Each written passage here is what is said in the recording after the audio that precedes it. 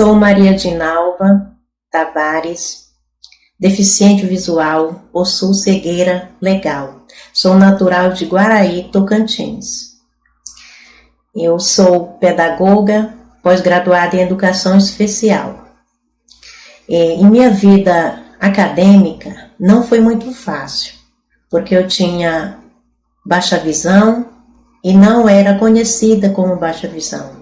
Eu não sabia o que era baixa visão, minha família e tampouco meus professores. Então, devido a isso, o sofrimento foi grande, porque eu não conseguia enxergar à distância as letras no quadro e não tinha materiais adaptados para mim. Então, aos 14 anos, eu perdi a visão e abandonei a escola. Foi quando conheci o sistema Braille, aprendi a ler e escrever em 3 meses. E em 97 retornei ao ensino regular, mas não utilizando o Braille, porque na época, como estava iniciando a educação especial em Guaraí, nós não tínhamos livros pedagógicos e paradidáticos em Braille. E devido a isso, eu tive que participar das aulas como ouvinte, oralmente. E desenvolvi essa habilidade auditiva de ouvir, entender e me expressar através do que eu ouvia. Quando nós falamos dessa aprendizagem auditiva, nós estamos falando de um desenvolvimento que tem que ser realizado partindo do professor, partindo da pessoa com deficiência e partindo também da necessidade, né? Eu desenvolvi essa habilidade devido não ter o sistema Braille em minha vida, materiais.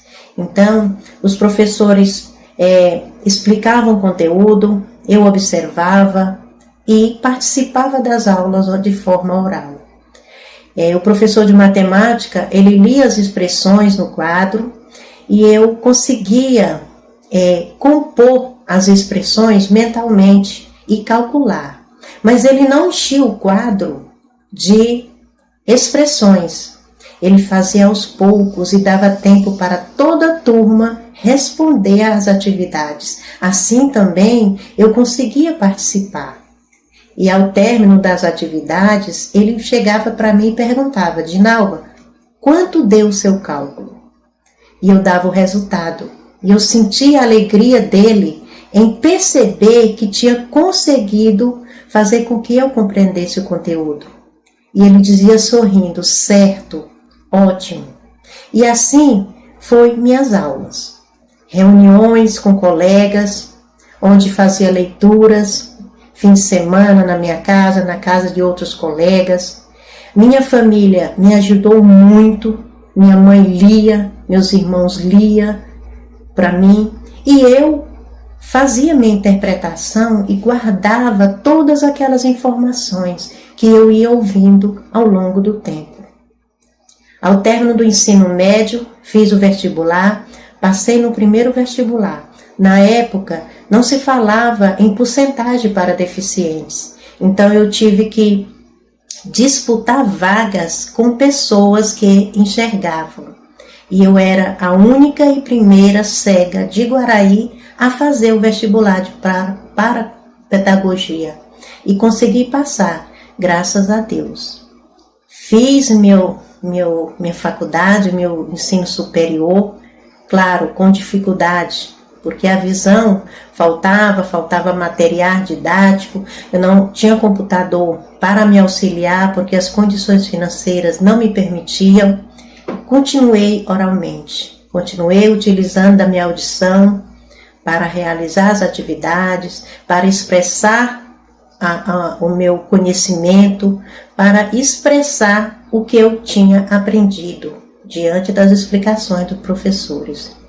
Meus colegas continuaram fazendo grupos de leitura, de estudo, onde eu ouvia as leituras, expressava meu entendimento e ali ia enriquecendo cada vez mais o meu conhecimento. Às vezes minha mãe, ela ia fazer a leitura, ela só tem a segunda série do ensino fundamental. E tinha palavras que ela não conseguia pronunciar e eu ajudava ela a pronunciar aquelas palavras. Às vezes ela me perguntava: minha filha, você entende o que eu estou lendo? Eu leio tão mal. E eu dizia para ela: sim, mãe, eu estou entendendo, eu compreendo. Porque eu tinha trabalhado essa questão auditiva, essa questão do ouvir e compreender. Nós, enquanto professores, necessitamos de desenvolver nos nossos alunos esta habilidade. Não só os alunos cegos, mas os alunos ditos normais. Porque quando nós temos a capacidade de ouvir e interpretar uma leitura oralmente, nós somos capazes de ouvir o noticiário e refletir sobre esse noticiário. Isso é uma habilidade que deve ser desenvolvida em todos. Obrigada.